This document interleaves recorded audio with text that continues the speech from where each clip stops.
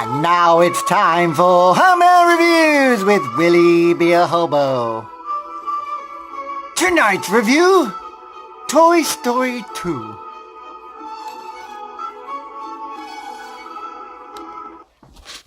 Oh my god, this is the best movie I've ever seen in my whole life! Twice the fun, double the spoilers! There's this toy named Woody who's about to go on a nice little camp with Andy because they never have any alone time together, mama, because of Buzz Lightyear, mama. But he can't find his hat. I lost my hat once too. As a matter of fact, I seem to have misplaced it somewhere. Hattie! Oh, Hattie, mama! You're wearing your hat, you idiot! Quick, guacamole! Look above your head. Let me look at mama. Oh, there you are, you nice little hat, mama. So Woody ends up finding his hat.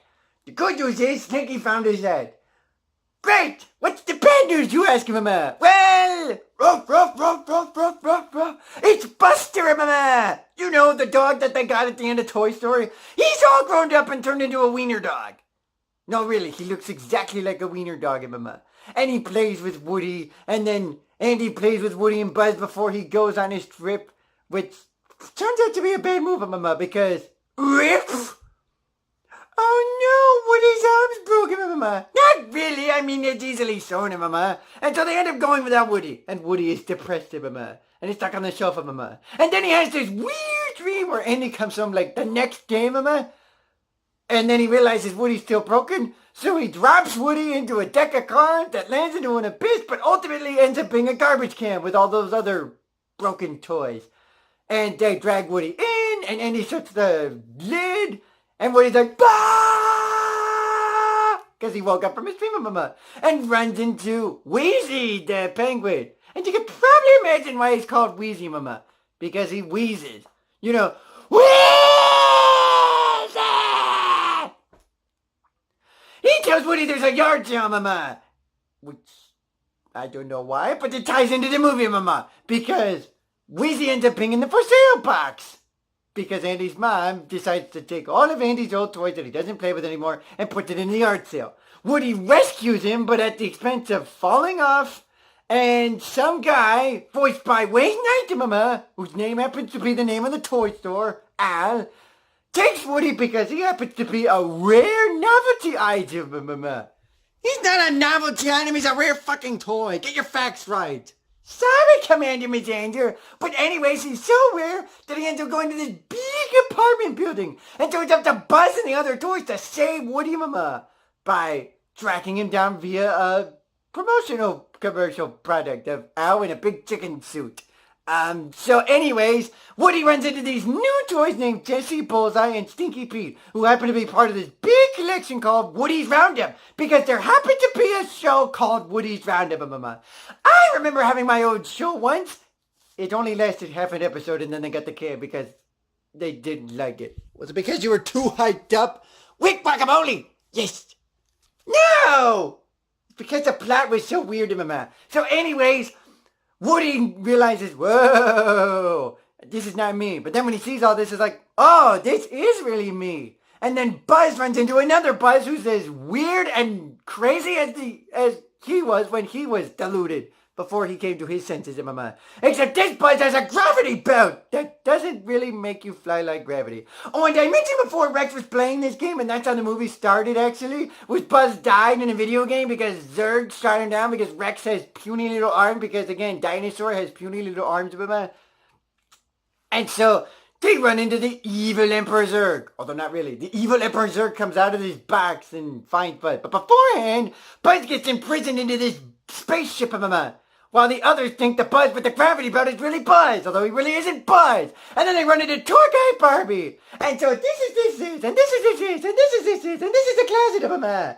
And this is, oh my God! What? What was I? Get you, just do your thing. What were you doing, mama? You don't really want to know. Wick guacamole. No. Okay, so anyways, Tour Guide Barbie gives him a tour of all the Al's Toy Barn until they realize, oh, Rex is gonna ruin everything. I know how to defeat Zurg! Blind! I can't see! Ah!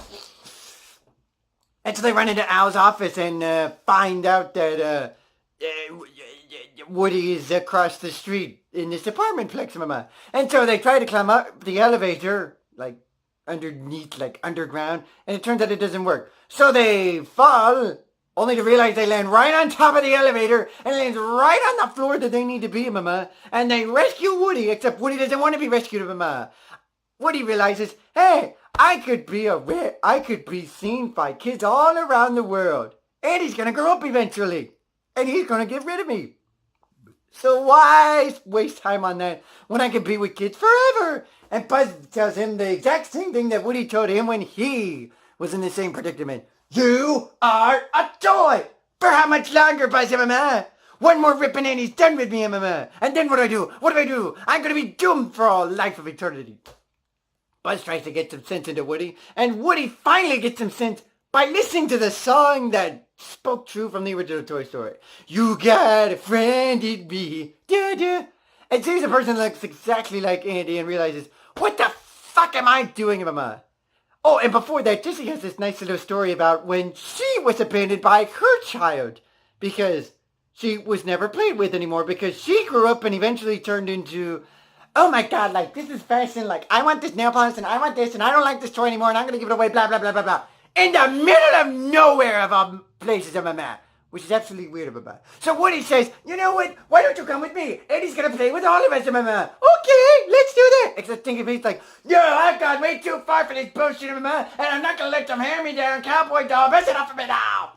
So then they end up going to the airport and it's a chase, a wild goose chase to the airport, mama. No, seriously, it's toys driving a piece of planet truck, mama, trying to hunt down the toys. And before they do, evil Emperor Zurg is going to, oh, I don't know, have his encounter with Buzz Lightyear because we're going to rip on Star Wars Episode 5 of mama. Because Zurg is actually Buzz Lightyear's his father, mama. That's not true. That's impossible. Search your feelings. You know it to be true. Ah! And then they get together and play catch and bond with each other, mama, which is kind of nice, mama. So then they go on the goose chase, run down Woody into the airport terminal, mama. Sticky Pete tries to stop him, but then they realize, well, Sticky Pete, it's about time for you to learn playtime. And so they stuff him in a backpack with a Barbie doll that's face painted on half of her face, mama.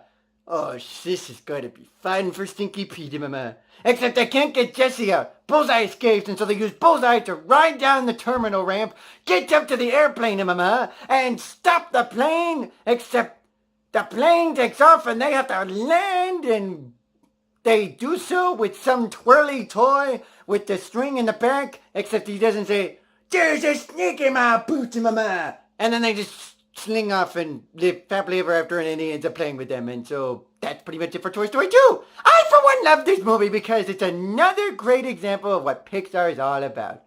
Childhood and happiness and togetherness, mama.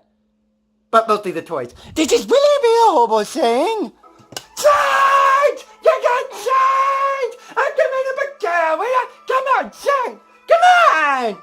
I want to fly to Japan so I can sell out my toys for big bucks and cash!